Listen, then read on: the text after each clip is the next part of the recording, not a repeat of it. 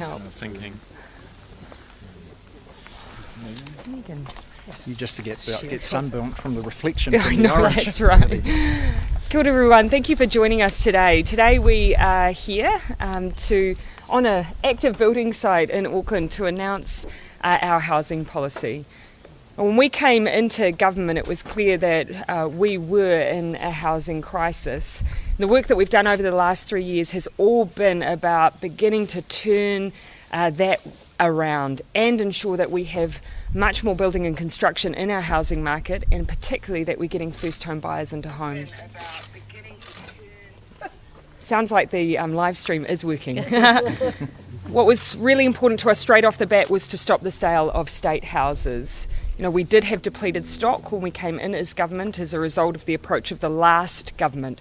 So that was one of the first things that we did.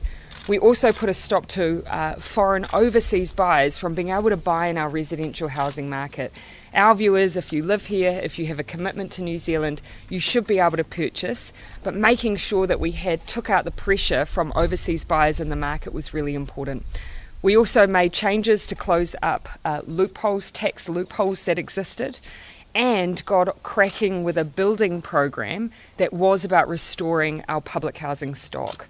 We've created over 5,000 housing places, doubled the number of transitional housing places, expanded housing first to get those who have been chronically homeless into homes, and of course started that work for first home buyers through things like Kiwi Build, adjustments to the Welcome Homes loan program, and starting progressive home ownership plans to get those first buyers in the market.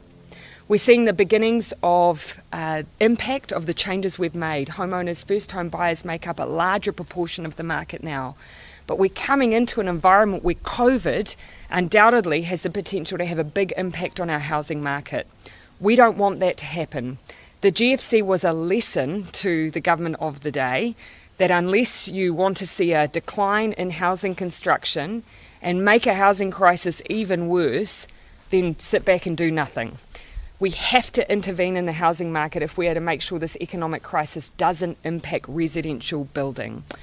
We've done that in a couple of ways. Firstly, by subsidising apprenticeships. Already the BCITO is telling us that through to July we've seen 5,000 people sign up for apprentices, and that compares to, from memory, roughly 1,700 in the previous year. Subsidising apprentices is stopping the bleed that we otherwise might see out of the housing development market. What we also need to do, though, is support the residential construction sector to keep building. And there are other changes that we can make around planning that will make a difference too. So to cover off our elements of our 5-point housing plan and what we're doing differently because of COVID, I'll hand first to the Minister for Housing and our spokesperson for housing, Megan Woods, and then we'll hand over to our spokesperson for the environment, David Parker. Thank you, and it's been wonderful to be here on site today talking to some of the young apprentices. Thank you for sharing your stories with us, because I think what we're seeing about the job opportunities that we're seeing that a robust housing sector can present. And one, as the Prime Minister outlined, that we are determined as a government to ensure that we don't see history repeating itself in terms of losing those people that are getting skilled in this sector. So Labour's housing policy is already well underway. It's delivering jobs, it's delivering warm, dry, healthy homes in both state housing and market housing. And we're committed to keeping on going with the great work that we've already got underway. We did inherit significant housing challenges from the previous government that we consider were ignored, but we are determined to fix. And it's something that we will continue working hard to make sure that we do find solutions for. We did see those years during the global financial crisis that we saw affordable housing really fall away and the building of affordable housing. And that's something we've put a lot of work into ensuring that we have remedies in place so that we don't see a repeat of that, because we do need to see the continued provision of affordable housing. Because it's going to take some time to catch up. We know that that there were opportunities that were squandered, and we have to have a commitment not to do the same this time, and that's exactly what we have. And David will talk briefly about the RMA changes that we're going to make. We're making good progress, but when it comes to housing, it is a large tanker to turn around, and it will take time. But we've been taking action on multiple fronts. We've been building more public and transitional housing. We've been encouraging the construction sector through underwrites for Kiwi Build, which now is part of our construction residential sector plan that we're looking to broaden even further. We're tackling homelessness, we're partnering with Māori, and we're ensuring basic health standards for rental properties, and we're creating new pathways for home ownership. If we have the privilege to form the next government, we will keep working to deliver the changes we need to see in the housing sector, because we believe, the Labour Party believes, whether we rent or own our homes, every New Zealander deserves a warm, dry and healthy home. So our policy really stems around a 5-point plan to maintain construction as we recover from COVID, with the Residential Development Response Fund continuing to deliver more than 18,000 public houses, continuing to support first home buyers, the great work that we're doing through our construction sector accord, and removing barriers to building homes with the RMA changes. We'll also continue to partner with Māori through programs through Mahi to support the implementation of the Homelessness Action Plan and iwi pathways to progressive home ownership. We'll also continue and have renewed ways of supporting energy efficiency in our homes and in our buildings, including through a new mandatory energy efficiency certificate to support homeowners to reduce costs. And we will regulate property managers to protect landlords and tenants. These are the things that we need to do to maintain the momentum to keep delivering in the area of housing. And I'll ask David to speak now. Thanks. Thank you, Megan. As the Prime Minister said, getting good housing outcomes is quite complex, and it goes from training to building activity, and obviously some of the constraints that arise for people able to get on and build a new house relate to planning constraints. We've already taken some action to require councils in areas of strong population growth to make better provision for more housing sites, both at the boundary where you have a growing city, but even more important, we're trying to strip out some of the rules that prevent the natural intensification that occurs if people aren't stopped from doing that sort of thing by planning rules. We've done that through the National Policy Statement on Urban Development. The next part of this quite complex change relates to the repeal of the Resource Management Act. In our view, the Resource Management Act, which is now twice its original length, takes too long, costs too much for people to go through its processes, and it hasn't properly protected the environment. We ran an inquiry led by a retired Court of Appeal Judge Tony Randerson, who's presented us with a report which we are adopting, which has 3 replacement pieces of legislation. The first is the Natural and Built Environments Act, which is the replacement for the RMA. We have a Strategic Planning Act, which will sit above the replacement for the RMA, which we're calling the NBA. It's quite catchy. Sits above the NBA, the Local Government Act, the Land Transport Management Act, and the Climate Change Response Act. And that does high-level strategic planning so that investors, private sector investors, and councils can make the investments that they need to bring forward subdivisions and the like with the necessary infrastructure put in place, and in respect of intensification within urban boundaries, more predictable growth plans which will enable the upgrades to infrastructure that you need in a place like Auckland to sewage and water infrastructure before you can properly intensify. The third piece of legislation is a managed retreat and climate change adaptation legislation. That's complex legislation. It will require consideration of funding mechanisms as to how we deal with managed retreat and low-lying suburbs that are going to be susceptible to sea level rises. Climate change predictions are already coming true. These 3 pieces of legislation will be landed within the next 3-year period. We will start first with the Natural and Built Environment legislation, which we're ready to proceed to drafting instructions on. There's probably likely to be a 2-stage select committee process for that. and at the same time we'll be developing in parallel the Strategic Planning Act and the Managed Retreat Climate Change Adaptation legislation. Together, these pieces of legislation will ensure that there's adequate land supply. We know that the land component of a house has been increasing astronomically in some of our cities like Auckland, and we want to get those price pressures under control so that everyone can have an affordable house to live in. All right, thank you both. We're now happy to take questions. You said we were in a housing crisis. Are we no longer in one? No, I wouldn't actually say that. We are, of course, working incredibly hard to turn around what has been a decade of underinvestment, but I think we would all agree there is much more work to do. These are the next stages in our housing plan to make sure we're building affordable houses, that the houses we have are warm and dry, and that people are able to access a decent family home. And it's the housing crisis given the failure of Kiwi Build. We've had a new report today that says house prices are up month on month, $21,000, despite the COVID crisis. You know, and what we've continually said is that in the wake of inheriting a housing crisis, we were willing to try new things, to invest in making sure that our residential housing market was building homes for affordable homes for first home buyers. And we are continuing that work. But we actually have a very proud record in public housing in particular of building more houses than we've seen any government build since the 1970s. What we need now is support to keep going. We won't turn this problem around in one term when it took decades to create. Is the housing crisis getting worse with those prices right across the country continuing to rise? Well, that shows that we need to keep ensuring we have more supply. That is what one of the issues in our housing market is. We don't have enough homes. Things like making sure we have enough apprentices coming through, which we are subsidising and supporting with free training.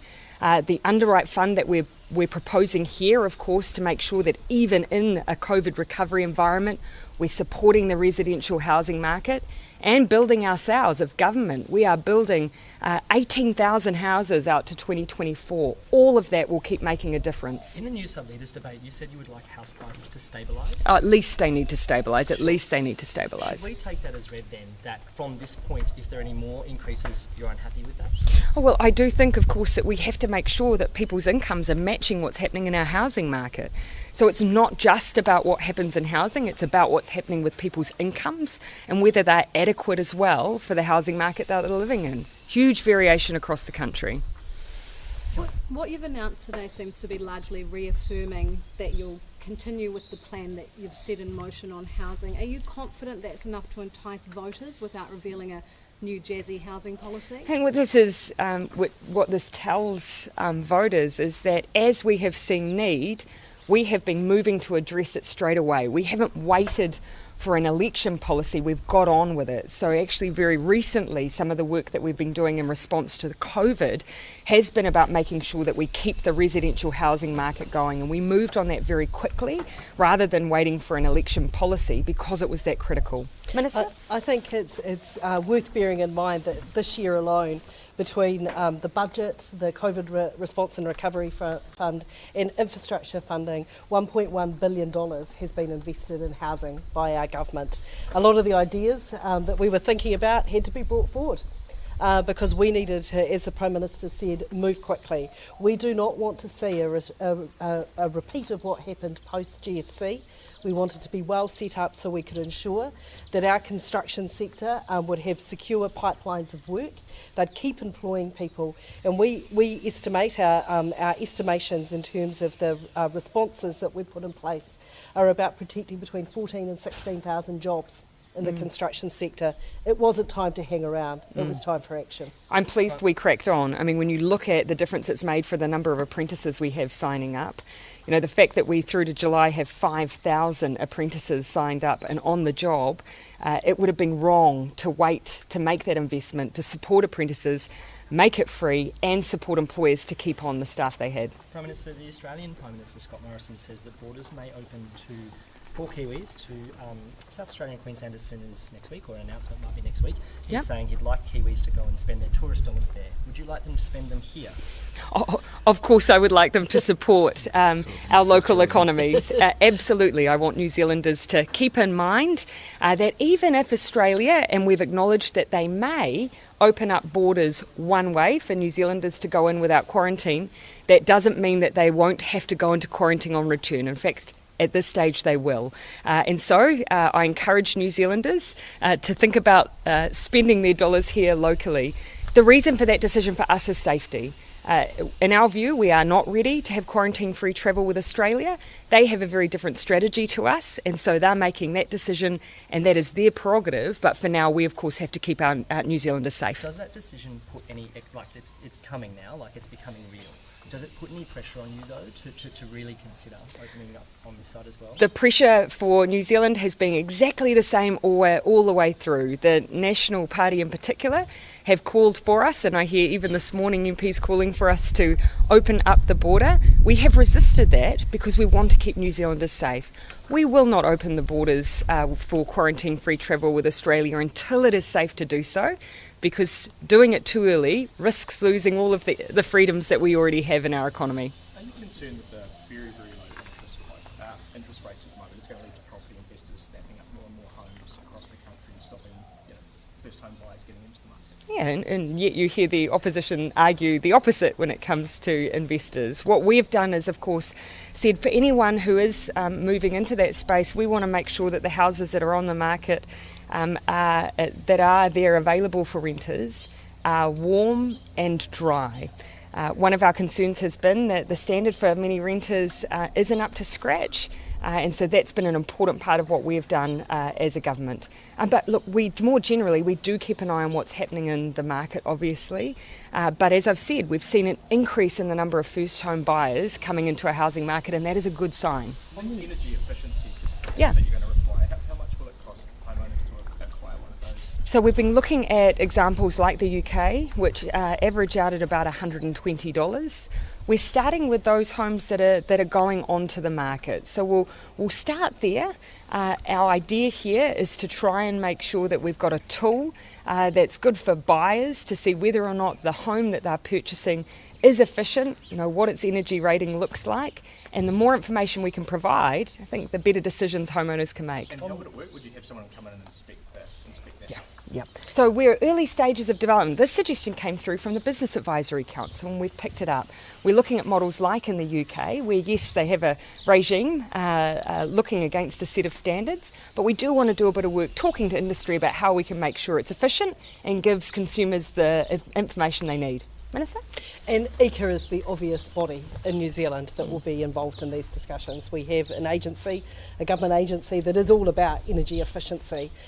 So that's where that will be a starting point. I think one of the things that will be a real bonus for home buyers is they'll get a sense of what the cost of keeping warm in their new home will be. And I think that will be a really important tool for buyers here in New Zealand, as it has been in the UK. And would someone come in and look at the insulation and stuff and check all that out, would they? Yes. Yeah. Yeah. So it'll be about a 4-page report. If we were using the UK model, that would go through a range of factors, insulation obviously being a key one, heat source, the kind of things that we know that are required to have an energy efficient home. Keep in mind, we will look at whether or not it applies, for instance, to new builds, because of the standard that new builds are built, whether or not it's necessary, so that will work through. On the managed retreat legislation, what sort of timeframe are you looking at for that, and what sort of funding mechanisms are you thinking about using? So our ambition is to pass it within 3 years. The complex policy work that lies under that, according to the report from Tony Randerson QC, is what sort of funding mechanism you use to assist in managed retreat where that becomes necessary in the future. There are various options around that that we haven't made decisions on, and I think that'll be the most difficult part of the policy work. It's probably one of the most possibly costly and fundamental changes to the way that we look at property that we've considered in recent times. Would you agree? Billions of dollars in compensation. Well, I think you have to reach a fair point. You're not going to compensate someone who recently buys a multi-million-dollar holiday home in an area that is susceptible to erosion. On the other hand, someone for whom it's their only home and it's in an area that the council thinks they're not going to be able to support with infrastructure long term, you have to think about how those costs are shared across society. So there are some insurance models that can be covered. People who are looking at buying houses or even building houses in areas that are vulnerable should be, thinking about these things right now? In respect of the building of new houses, there are already guidance that's supplied to councils to get ahead of that. So new builds shouldn't go in areas that are at risk. The problem is more low-lying suburbs that were built 100 years ago. And just on the announcement today, this appears to be a second home, and it appears to be a pretty splash second home. Is there a bit of an irony in talking about affordable housing and cheap building and announcing it? I don't know if that is. I don't know if that is the case. I haven't probed. No, that was another build that someone was talking about. So I don't know that's true. This is their primary home and also their place of work. There's been a lot of recent talk about prefab homes coming into the country from China, particularly around the Hobsonville point, and there's been some criticism of the local builders saying that they could potentially cannibalise the local market. Can you clarify whether you are for or against these sort of prefab imports? When it comes to how we as a government through Kāinga Ora are using off-site manufacturing and prefab, we've been going through a lengthy and detailed procurement panel with local providers.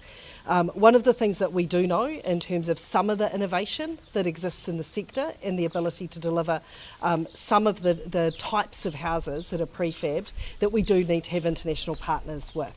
But we have been doing substantial work with local providers to ensure that when it is that we're spending public money, that we are supporting the growth of a New Zealand prefabricated industry.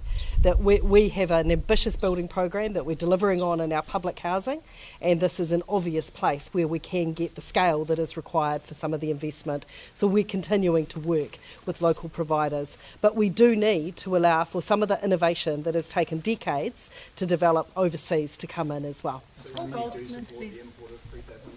What I'm saying is that in terms of the provision of some of our OSM, we are working with some international providers because they have unique IP that we want our sector to be able to partner with. A lot of this is actually in partnership with New Zealand-based companies.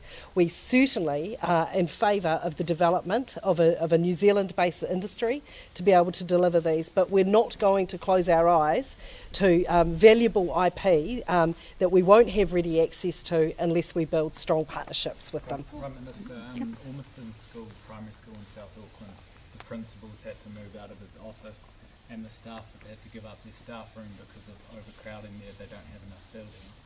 They say they've been trying to sort that for some time, and we've now written directly to the Minister. Is that good enough, especially in light of the Green School funding? You'll forgive me if I can't speak directly to Ormiston, but when we took office, we had over 200 examples of schools that were experiencing overcrowding, and it is why we've put in over $3 billion worth of investment to build new schools, rebuild existing schools, add new classrooms to sites, and of course on top of that we've also tried to remove the costs of those within schools by funding additional funding to schools to remove the need for school donations. All of that I know is making a difference, but it is fair to say that there is ongoing investment required across our education sector. That's not a situation you're comfortable with? Oh, of course. You will have heard me say, you'd be hard-pressed not to find a school that required investment. And that's another reason why when we had the New Zealand upgrade, $400 million went in to provide every state school with funding to support them with the needs that were on their list of plans, but they hadn't been able to support to date. Paul Goldsmith says there's a $10 billion gap in Labour's fiscal pamphlet. Says it has included the costings for pumped hydro and light rail. Is there a $10 million gap? That is absolutely ridiculous and desperate. I don't think anyone actually thinks that is a logical argument, that a project that hasn't completed a business case even should be included in a plan. If that is his logic, then he actually just dug his hole even bigger. We've seen in the past week National kind of try and poke holes in Labour's plan, or the last few days. Sorry, do you think they're just desperate and wasting time? I unfortunately do think it is a result of obviously trying to detract from what are legitimate holes. They themselves have acknowledged the first $4 billion. the second $4 billion, they have not yet told us how that double count, how they're going to plug that hole. And so, yes, unfortunately, I do think it's a decoy. Do you plan to go to Martel before the election? Not before the election, no. Okay, we'll take last couple of questions, just because it's quite... What can they look at and say, hey, the government's here to help? Well, of course, we are continuing with our progressive home ownership plans. The plans that we have to support residential housing development so that we keep building affordable homes will also be key. And of course, again, I really will keep plugging to first home buyers. The changes that we've made to those loan schemes to reduce down the deposit they need will make a very big difference. We're just calling on people to access those too. And what's the plan for Kiwi Build from here on out? Is it just going to keep sort of running? Yeah, we're continuing, of course, with Kiwi Build. 1,000 homes currently under construction. And keep in mind, of course, that with Kiwi Build, that's acting as a lever to ensure that within housing developments, even houses that might not be built as Kiwi Build, developers are increasing as a result the number of affordable houses that they're building within their developments. Minister, do you want to just finish on that one? So one of the things that we looked at very closely was what happened post-GFC, and that was a retreat really from the provision of affordable housing. For the sector, the safest form of housing to build is single houses on a single section, which isn't affordable first home homes for first home buyers. So that is exactly why we moved swiftly to work with the sector and to set up the COVID residential construction fund. What we're saying is that we are prepared to stand beside our sector to ensure that we do see the continuation of those developments, particularly where they do include affordable houses, so we don't see that retreat. Because one of the things that Kiwi Build has really pushed the sector into is proving actually there is a market for affordable first homes, and we're seeing the market starting to deliver as well as Kiwi Build starting to deliver at those price points. Okay, thank you everyone. Thank you. Oh, it's very warm. Prime Minister, can we get a